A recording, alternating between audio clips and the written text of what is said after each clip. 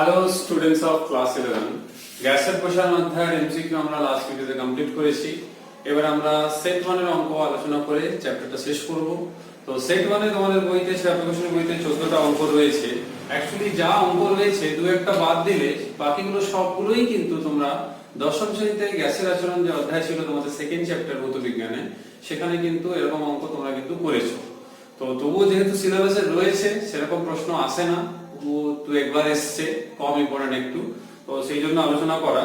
তো আমি জাস্ট প্রসেসটা বলে দিচ্ছি, তোমরা যেহেতু দশম শ্রেণীতে পড়েছো ক্যালকুলেশন তোমরা কিন্তু নিজেরাই করবে আর উত্তর মিলছে কিনা দেখবে, আশা করি সবগুলোই মিলে যাবে।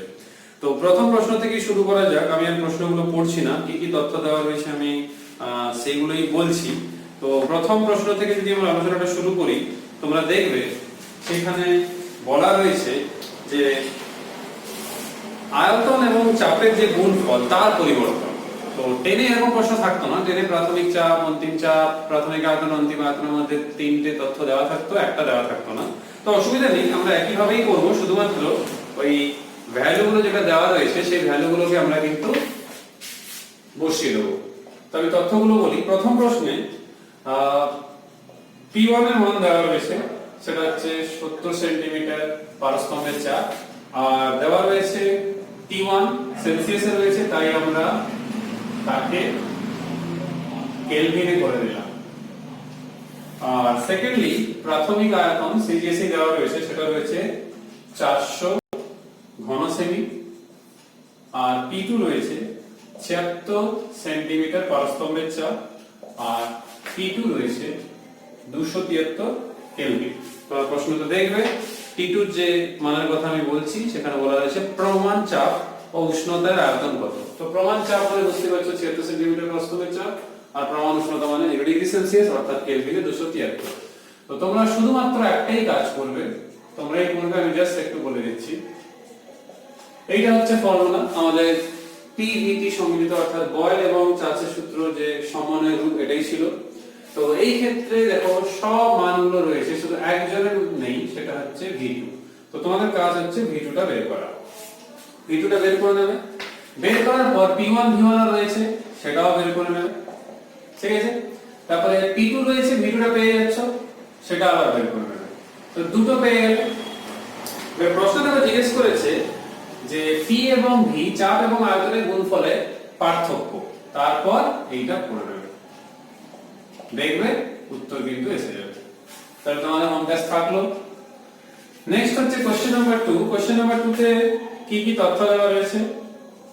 প্রাথমিক চাপ রয়েছে মিলিমিটার এককে রয়েছে পারস্তম্ভের চাপ, আর উষ্ণতা 0 ডিগ্রি সেলসিয়াস অর্থাৎ 273 কেলভিন, আর প্রাথমিক আয়তন রয়েছে 2 লিটার, P2 রয়েছে 570 মিলিমিটার পারস্তম্ভের চাপ, T2 রয়েছে কত 91 ডিগ্রি সেলসিয়াস অর্থাৎ কেলভিনে 364 কেলভিন। তো স্বাভাবিকভাবে আবার সেই আগের সূত্র তোমরাই করবে। এখান থেকে কি করবে সেটা বলি। প্রশ্ন জিজ্ঞেস করেছে অন্তিম আয়তন কত হবে, মান বসিয়ে V2 টা বের করে নেবে, বাকি সব মানগুলো দেওয়া রয়েছে, ঠিক আছে। Next question, question number 3। তোমরা মনে করে দেখো চাপের সূত্র এইভাবে করেছিলে, এটা ক্লাস 10 এও পড়েছো, 11 এও পড়েছো, P1/T1 = P2/T2। তো তোমাদের এখানে প্রশ্ন দেখো, P1 রয়েছে 60 সেন্টিমিটার পারস্তম্ভের চাপ, P2 রয়েছে 90 সেন্টিমিটার পারস্তম্ভের চাপ, আর T1 কত, মাইনাসে যেহেতু টেম্পারেচারটা রয়েছে, আর T2 টা হচ্ছে 27 ডিগ্রি সেলসিয়াস অর্থাৎ কেলভিনে করলে 300 কেলভিন। P1 রয়েছে, P2 রয়েছে, T1 রয়েছে, T2 রয়েছে।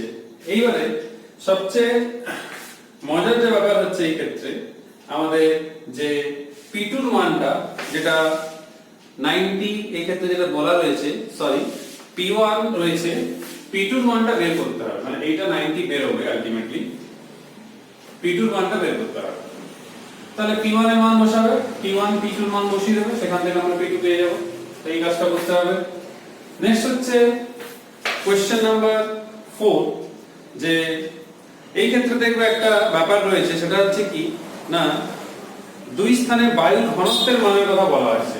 তাহলে ঘনত্ব সম্পর্কিত যে সূত্রটা ছিল তোমরা মনে করে রাখো, এইটাই ছিল, যেখানে d1 d2 হচ্ছে ঘনত্ব, শুরুতে d1 পরে সেটা d2।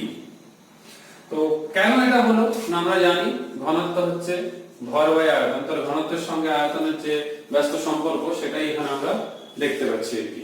তো এইবারে দেখো প্রশ্নে আমরা এটাকে যদি একটু সাজিয়ে নিই, d2 বাই d1 সমান কত আসবে, p2 by p1 into t1 by t2। তো প্রশ্নটা তোমরা ভালো করে দেখো, আমি আর লিখছি না। p1 রয়েছে 74, t1 রয়েছে 27, কেলভিনে করে নেবে তাকে। p2 রয়েছে 70 সেন্টিমিটার বাস্তবের চাপ, সেটা অ্যাজ ইট ইজ থাকবে। উষ্ণতা 23 ডিগ্রি সেলসিয়াস, তার সঙ্গে 273 যোগ করে কেলভিনে করে নেবে, তারপরে মান বসিয়ে দেবে, অনুপাত তোমরা পেয়ে যাবে। অনুপাতটাই জিজ্ঞেস করেছে। কোশ্চেন নাম্বার 5, সেই ক্ষেত্রে প্রাথমিক উষ্ণতা 27 ডিগ্রি সেলসিয়াস, তাহলে কেলভিনে করে নাও 300 কেলভিন। আর প্রাথমিক যে চাপ হচ্ছে সেটা হচ্ছে 2 অ্যাটমোস্ফিয়ার, তাহলে 1 অ্যাটমোস্ফিয়ার মানে 76 সেন্টিমিটার বাস্তবের চাপ, তাই 2 দিয়ে গুণ করলাম। প্রাথমিক আয়তন সেটা হচ্ছে 1 লিটার, আর অন্তিম চাপ প্রাথমিক চাপের দ্বিগুণ, আর অন্তিম আয়তন প্রাথমিক আয়তনে দ্বিগুণ। এবার জিজ্ঞেস করেছে Q2 সমান কত। তাহলে দেখো সবগুলোই তোমাদের দেওয়া রয়েছে, আমি আর করছি না। T1 রয়েছে, P1 রয়েছে, V1 রয়েছে, P2 রয়েছে, V2 রয়েছে, শুধু T2 নেই। তাহলে এই যে সূত্রটা আছে এই সূত্রে বসিয়ে দেবে, চার্লস এবং বয়লের সূত্রে যেটা সম্মিলিত রূপ, তাহলে সেখান থেকেই অঙ্কটা হয়ে যাবে। নেক্সট যে প্রশ্ন রয়েছে কোশ্চেন নাম্বার 6, সেখানেও দেখো উষ্ণতা রয়েছে কত না 27 ডিগ্রি সেলসিয়াস, তাহলে কেলভিনে সরাসরি লিখে দিলাম। চাপ রয়েছে কত 2 অ্যাটমোস্ফিয়ার, তো 2 অ্যাটমোস্ফিয়ার মানে কত 2 ইনটু 76 ইনটু 13.6 ইনটু 980, তাহলে এখান থেকে যেটা পাওয়া যাচ্ছে 2.026 10 to the power 6 dyne per cm square. তো প্রশ্ন দেখো বলা রয়েছে 1 মোলের জন্য, আর জিজ্ঞেস করেছে আয়তন কত হবে। তাহলে Pv সমান কত হয় nRT, তাহলে V কত nRT বাই P। তাহলে এই যে nRT বাই P যেটা রয়েছে, তো এই ক্ষেত্রে আমাদের V বেরোবে, যেহেতু আমাদের কাছে n রয়েছে। r এর যে মানটা তোমরা বসাবে, তো সেই ক্ষেত্রে একটা কাজ করবে, r এর মান কিন্তু তোমরা এইটা বসাবে যেটা r গে ছিল, কারণ যেহেতু আমরা সিজিএস এ করছি আর কি। তো r গে যেটা ছিল r mole inverse kelvin inverse, যেটা সেটা করবে। তো এইটা এটা বসিয়ে দেবে, আর এইখানে বসানোর পর r হয়ে গেল, t তো তোমাদের রয়েছে কেলভিনে, p পেয়ে গেছো। তো এটা বসালে যেটা পাচ্ছি আমরা সেটা হচ্ছে 12305.03 ঘন সেমি, কিন্তু লিটার উত্তর আছে, তাই এটা অ্যাপ্রক্সিমেটলি 12.305, ওটাকে আমরা 12.31 লিখছি, যেহেতু আমাদের এখানে উত্তরে 31 রয়েছে সেই জন্য এটা লিখলাম। তো এরপর যেটা আমরা আলোচনা করব সেটা হচ্ছে question number 7। So question number 7 করার সময় যেটা ব্যাপার হচ্ছে, এটা ক্লাস 10 এ আমরা ভালোভাবে করা হয়েছে। তো n সমান কি হয় small m by capital N। Small m হচ্ছে সেই গ্যাসের ভর, আর ক্যাপিটাল N হচ্ছে তার আণবিক ভর। তো এটা আমরা কিন্তু করেছি। তো আমাদের যে এই প্রশ্নটা রয়েছে কোশ্চেন নাম্বার 7 এ, সেই ক্ষেত্রে দুটো রয়েছে, যেহেতু মানে আমাদের যদি এইটা সমীকরণটাকে আমরা এভাবে লিখি P1 V1, এখানে যেহেতু গ্যাস একটা নির্দিষ্ট, তাহলে ক্যাপিটাল M আর চেঞ্জ হচ্ছে না, কিন্তু RT1 তাকে যদি ধরো দ্বিতীয় একটা দিয়ে ভাগ করে দেওয়া হয়, সেটা কত না দুবার লিখছি দুজনের জন্য, তাহলে এইটা সমান এইদিকে কত আসবে M2 by capital N R T2। তো আমরা যদি প্রশ্নটা একটু ভালো করে দেখি, আমরা M2 টা এখানে চাইছি, তাহলে এখানে দেখো M1 আসবে আর T1 T2 আসছে, তো সব মানগুলো দেওয়া রয়েছে। তো প্রশ্ন দেখো কোশ্চেন নাম্বার 7 এ সব ভ্যালুগুলো দেওয়া রয়েছে। কি 1 লিটার গ্যাসের ভর, তাহলে আয়তন 1 লিটার, পরে আবার 1 লিটার রয়েছে, 78 সেন্টিমিটার পারস্তম্ভের চাপ, আর শুরুতে এসটিপি, তাহলে এসটিপি চাপ কত হয় 76 সেন্টিমিটার পারস্তম্ভের চাপ। M1 এর মান কত 1562, T1 কত সরি T2 কত সেটা হচ্ছে 25 ডিগ্রি সেলসিয়াস, তাহলে 25 + 273, আর শুরুতে এসটিপি ছিল, সেটা 273 কেলভিন। মান বসাবে, উত্তর কিন্তু পেয়ে যাবে। তো এইভাবে করতে হবে। এরপর আলোচনা করবো আমরা, সেটা হচ্ছে question number 8। So question number 8 এ কি কি তথ্য দেওয়া রয়েছে, তো সেটা যদি আমরা ভালো করে দেখি, এটা চার্লসের সূত্রের প্রয়োগ, তোমরাই করবে, আমি শুধু একটু হিন্টস দিয়ে দিচ্ছি। তো V1 = 1 লিটার, T1 রয়েছে প্রাথমিক উষ্ণতা 273 কেলভিন, আর অন্তিম উষ্ণতা 27 ডিগ্রি সেলসিয়াস, তাহলে কেলভিন হচ্ছে সেটা 300 কেলভিন। আর তোমরা সূত্র জানো, লক্ষ্য করে দেখো V1 রয়েছে, T2 রয়েছে, T1 রয়েছে, তাহলে ইজিলি আমরা এখান থেকে V2 পেয়ে যাব। কিন্তু প্রশ্নে জিজ্ঞেস করেছে যে আয়তনের যে পার্থক্য, কত ভাগ, শতকরা কত ভাগ বায়ু বেরিয়ে যাবে, তাহলে সেই ভাগটা যদি বের করতে হয় আমরা কি করব, V2 - V1 করব, পার্সেন্টেজ যেহেতু করছি ওইজন্য 100 দিয়ে গুণ, এটা করবে, উত্তর পেয়ে যাবে। এবার আমরা আলোচনা করব কোশ্চেন নাম্বার 9। তো এটাও সেই আগের সূত্রের মতো, অর্থাৎ এই সূত্রেরই প্রয়োগ, অর্থাৎ P1 D1 T1 আর P2 D2 T2। তো যেহেতু সেই একই সূত্র, আমি আর ক্যালকুলেশন করছি না, শুধু বলে দিই, তোমরা এই ক্ষেত্রে লক্ষ্য করে দেখো, P1 এর মান রয়েছে কত, 760 মিলিমিটার Hg, T1 রয়েছে কত, 273 কেলভিন, আর D1 রয়েছে কত, 1.429 গ্রাম পার লিটার, আর P2 রয়েছে কত, 780 মিলিমিটার Hg, আর T2 রয়েছে কত না 27 ডিগ্রি সেলসিয়াস, অর্থাৎ 300 কেলভিন। আর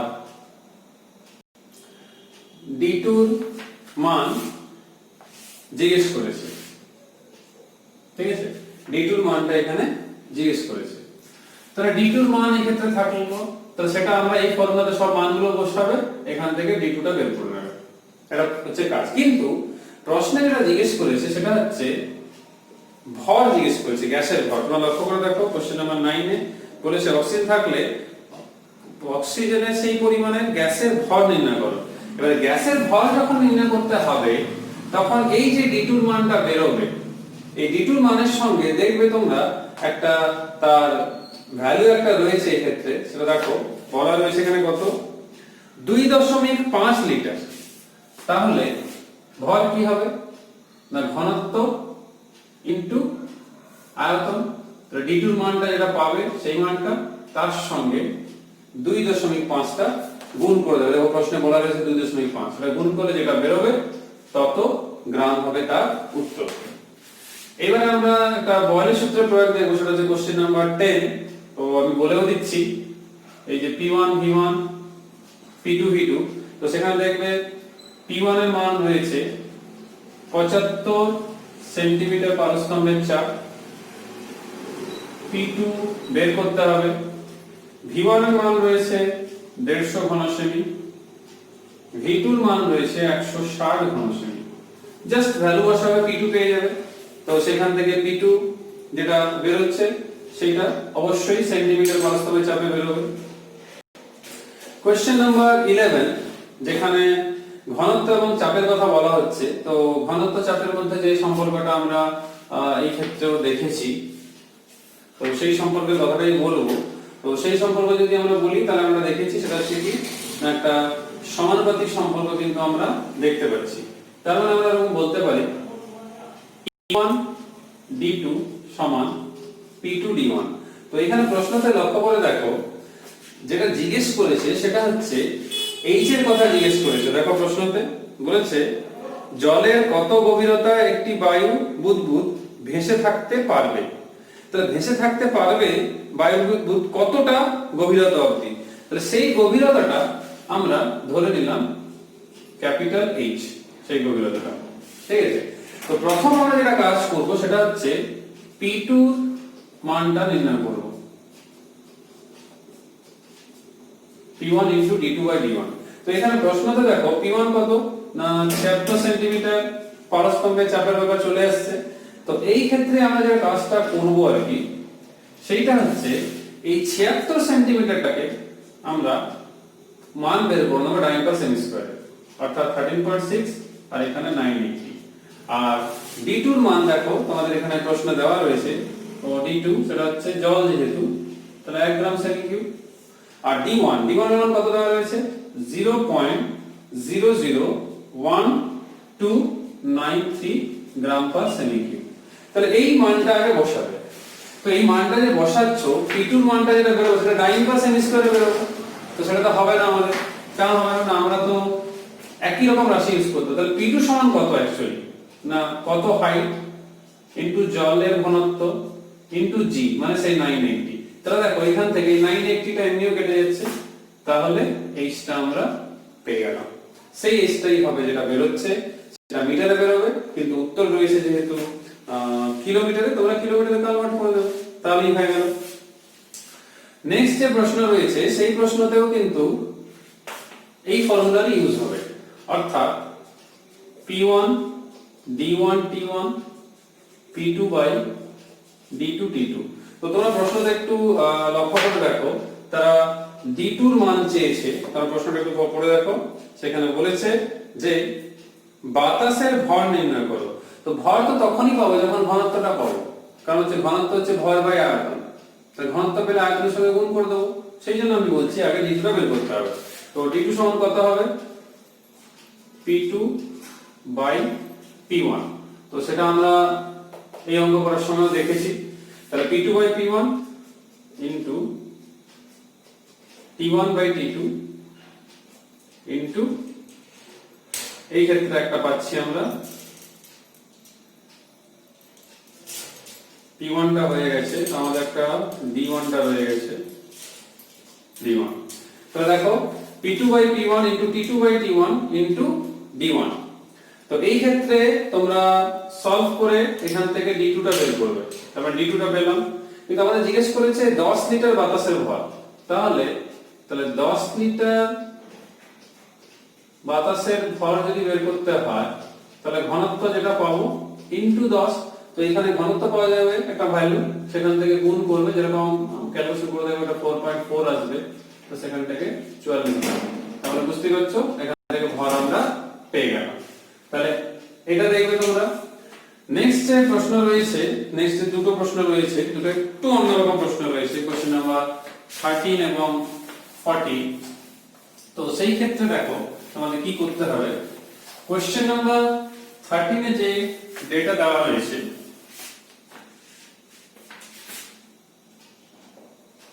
তো কোশ্চেন নাম্বার 13 এ যে ডেটা রয়েছে সেখানে দেখো একটা পরম শূন্য উষ্ণতা সেলসিয়াসে মান কত হবে সেটা জিজ্ঞেস করা হয়েছে। সেলসিয়াস স্কেলে পরম শূন্য উষ্ণতার মান কত হবে। তো তোমরা জানো যদি আমি সেই মানটাকে x ধরি, তাহলে যখনই আমি কেলভিন থেকে সেলসিয়াস থেকে আমরা কেলভিনে করব, তো তার সঙ্গে আমরা কি করি, এইটাকে যোগ করে নিই, তখনই সে ক্যাপিটাল অর্থাৎ কেলভিনে বেরিয়ে আসে। তো আমাদের এখানে যেহেতু এই ক্ষেত্রে কিছু বলা নেই, আমরা ওই জন্য সেটাকে x ধরেছি। তাহলে ক্যাপিটাল টি ইকুয়ালস করে নেব, আর আমরা সেলসিয়াস সূত্র থেকে লিখতে পারি। তো এবার আমাদের এই ক্ষেত্রে যে প্রশ্নতে যেটা রয়েছে আর কি, তো সেটা যদি আমরা প্রয়োগ করি T1, তো সেখানে 15 রয়েছে, তাহলে 15 প্লাস x করব। আর এই ক্ষেত্রে যেটা দেখতে পাচ্ছি প্রশ্ন, সেখানে কি বলা রয়েছে না 15 থেকে বৃদ্ধি পেয়েছে 25 এ গেছে, তো সেটাকে আমরা 25 প্লাস x করব। আর এই ক্ষেত্রে V1 আর V2 যেটা সেটা তথ্য দেওয়া রয়েছে প্রশ্ন দেখো, এর আয়তন 1.035:1। তার মানে কি হচ্ছে, এর আয়তন 1 বৃদ্ধি পাচ্ছে বলছে, তার মানে এটা V2 এর মান। তাহলে এইটাকে সমাধান করলে তোমরা x এর একটা ধনাত্মক মানই অবশ্য পাওয়া যাচ্ছে, কিন্তু সেটাকে নেগেটিভ লিখতে হবে, কারণ হচ্ছে সেলসিয়াস স্কেলে নেগেটিভ ভ্যালু হবে, এটা পাওয়া যাচ্ছে অত ডিগ্রি সেলসিয়াস, কিন্তু এটাকে মাইনাস দিয়ে লিখতে হবে, কারণ সেলসিয়াস স্কেলে যে ভ্যালুটা নেগেটিভ হয়, মাইনাসটা না এলেও সেটা লিখতে কিন্তু হবে। তো এই ভ্যালুটা কিন্তু তোমরা লিখবে। আর লাস্টে প্রশ্ন রয়েছে একটু অন্যরকম প্রশ্ন, এই অঙ্কটা আমাদের কাজে লাগতে পারে। ক্লাস 10 এর এরকম অঙ্ক তোমরা খুব একটা করোনি, তো এই প্রশ্ন করার সময় যেটা কোশ্চেন নাম্বার 14 এ রয়েছে, তো কোশ্চেন নাম্বার 14 এ যে প্রশ্নটা রয়েছে সেখানে দেখবে একটা হ্রদের কথা বলা রয়েছে, একটা বায়ুর বুদবুদ রয়েছে, সেটা উপরের দিকে উঠছে। তো আমরা প্রথমে হ্রদের যে এই অঙ্কটা একটু ভালো করে বলে দিই, যে তলদেশের যে চাপ সেটা আমরা P1 ধরলাম। তো তলদেশে যখন চাপ ধরবো সেটা তো বায়ুর চাপের সঙ্গে সঙ্গে সে কতটা গভীরতায় আছে সেটা এখানে প্রশ্ন দেওয়া রয়েছে। 2.5 মিটার গভীরতায় ছিল, তাহলে সেন্টিমিটার হচ্ছে 250 সেন্টিমিটার। তো সেটা আমরা প্রথমে বায়ুমণ্ডলটা বের করে নিই, তারপরে 250 সেন্টিমিটার ভেতরে আছে অর্থাৎ 2.5 মিটার। তো সেটা তাহলে এইটা আগে ক্যালকুলেশন করে নেবে, তো এটা যত হলো তো তার এটা বের করে নেবে আগে। এবারে প্রাথমিক আয়তন কি হবে, 4/3 পাই আর কিউব। তো আর 1 কিউব ধরবো আর না বলে, কারণ প্রাথমিক একটা রয়েছে, তো তার মান দেওয়া রয়েছে। সেটা হচ্ছে কত, ব্যাস হয়েছে 3.6 মিলিমিটার। তো সেটা হচ্ছে 1.8 মিলিমিটার। সেন্টিমিটার করলে সেটা হচ্ছে 0.18 সেন্টিমিটার। আর V2 ও একই ভাবে আমরা করে নেব, তো সেটাও আমরা করে রাখলাম। কিন্তু সবগুলোই আমি বলে রাখছি ঘন সেমিতে করে রেখেছি, মিলিমিটারে নয়, কিন্তু মিলিমিটার কিউবের করা নেই কিন্তু। এটা হলো V1 V2 হয়ে গেল। নেক্সট হচ্ছে আমাদের এই উষ্ণতাও দেওয়া রয়েছে P2। তো 273 প্লাস 40 তাহলে 313 কেলভিন।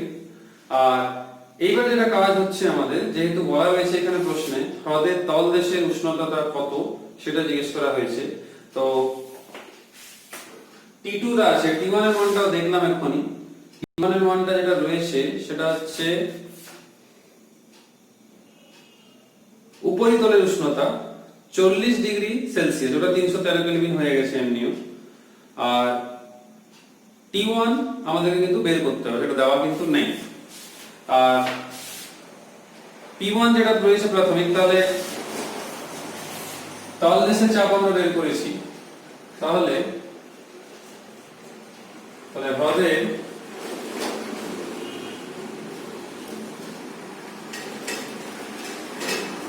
উপরিতলের যে চাপটা সেটা হচ্ছে P2। তো সেইটা P2 এর মানটা কত হবে, না সেটা বায়ুমণ্ডলের চাপের সঙ্গে সমান হবে, যেহেতু উপরের কথা বলা হচ্ছে। এইবারে তোমরা এই মানগুলোকে নিয়ে এই সূত্রে বসাবে। T2 রয়েছে, এখান থেকে T1 টা বেরোবে, কিন্তু T1 যেটা বেরোচ্ছে সেটা কেলভিনে বেরোবে। কিন্তু তোমাদের এখানে যে প্রশ্ন রয়েছে উত্তর সেটা হচ্ছে সেলসিয়াসে রয়েছে। তো যা মানটা কেলভিনে বেরোবে তার থেকে 273 বিয়োগ করে দেবে, তাহলে উত্তরটা যেটা সেলসিয়াসে রয়েছে সেটা বেরিয়ে যাবে। তো এই কারণে একটু অন্যরকম ছিল। আশা করি P1 টা কেন যোগ হয়েছে বুঝতেই পেরেছো। P1 এর মধ্যে এই টার্মটা কেন তলদেশের কথা রয়েছে, তাহলে জলের গভীরতা, তার জন্য একটা চাপ, জলের চাপটা। আর এটা শুধু উপরিতলে, সেক্ষেত্রে শুধু বায়ুর চাপ। আমাদের আলোচনা সেকশনের অঙ্ক নিয়ে আমরা এর পরের ভিডিওতে নতুন চ্যাপ্টার শুরু করব। সবাই সুস্থ থেকো, ভালো থেকো। পরের ভিডিওতে আবার তোমাদের সঙ্গে দেখা হবে। Till then, by.